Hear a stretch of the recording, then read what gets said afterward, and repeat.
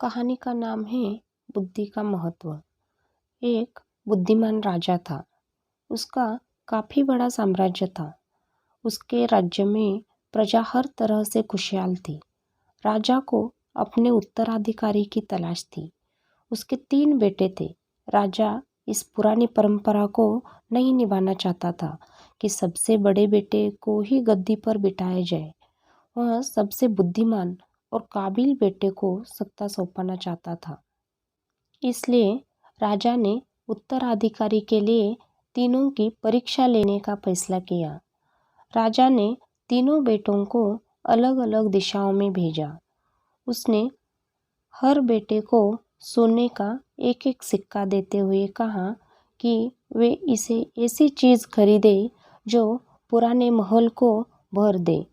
पहले बेटे ने सोचा कि पिता तो साटिया चुके हैं। इस थोड़े से पैसे से इस महल को किसी चीज़ से कैसे भरा जा सकता है। इसलिए वह एक मैखाने में गया, शराब पी और सारा पैसा खर्च कर डाला। राजा के दूसरे बेटे ने इससे भी आगे सोचा।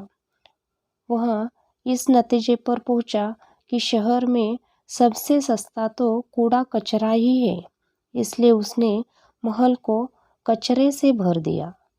तीसरे बेटे ने 2 दिन तक इस पर चिंतन मनन किया कि महल को सिर्फ एक सिक्के से कैसे भरा जा सकता है।